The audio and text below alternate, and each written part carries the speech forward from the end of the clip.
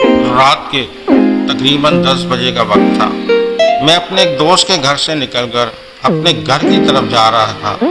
راستہ سنسان تھا، لہذا بائک میں نے فل اسپیڈ میں رکھی ہوئی تھی۔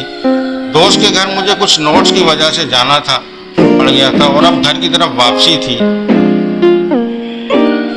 سڑک پر اتنا سناٹا تھا کہ ہر شے سائیں سائیں کرتی محسوس ہو رہی تھی۔ عجیب خوف سا ہر طرف طاری تھا، دل کی دھڑکن بھی واضح سنائی دے رہی تھی۔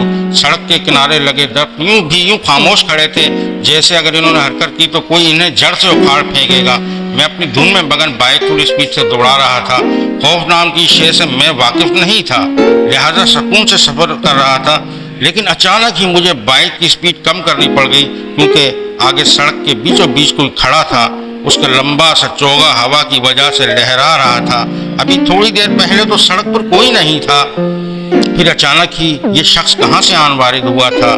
یہ بات مجھے پریشان کر رہی تھی۔ میں آہستہ اسپیڈ میں اس شخص سے قریب ہوتا جا رہا تھا، اور پھر جب میں اس سے چند گز کے فاصلے پر رہ گیا تو مجھے حیرت کا شدید جھٹکا لگا، اور میں اسے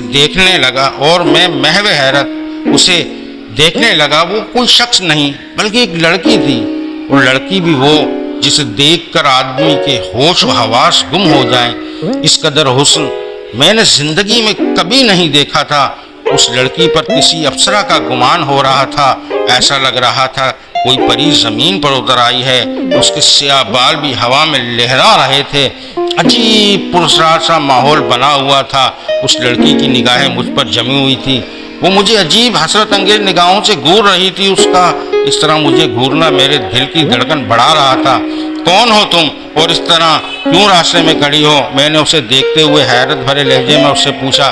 وہ اب بھی میری طرف دیکھ رہی تھی۔ بائک میں روک چکا تھا، وہ کچھ نہ بولی، بس مجھے دیکھتی رہی۔ کون ہو تم؟ میں نے پھر پوچھا۔ تمہاری داسی۔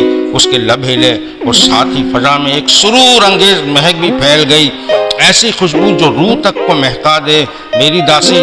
کیا مطلب؟ میں نے حیرت سے دہرایا۔ میں جنم جنم سے تمہاری داسی ہوں، تمہیں ایک دیوتا کی طرح پوچھتی اور پوچھتی رہوں گی، وہ بول رہی تھی، اور میں حیرت سے اس کے دل کا شرافے میں گم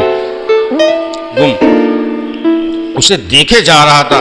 تم کیا کہنا چاہ رہی ہو؟ میں تمہاری بات نہیں سمجھ پا رہا، میں حیرت سے بولا۔ ابھی وہ کچھ بولنے ہی والی تھی کہ فضا میں عجیب سفید دھواں سے لہرانے لگا، اور پھر اس دھوئیں نے ایک عجیب لمبے تڑنگے سے آدمی کی شکل اختیار کر لی۔ اس کے بال بھی لمبے تھے اور ہوا میں لہرا رہے تھے۔ وہ شخص کافی قدآور تھا، اس کے مسل کسی پہلوان کی طرح تھے۔ اس شخص کی حیت ناقابل بیان تھی، اس کے جسم کی ساخت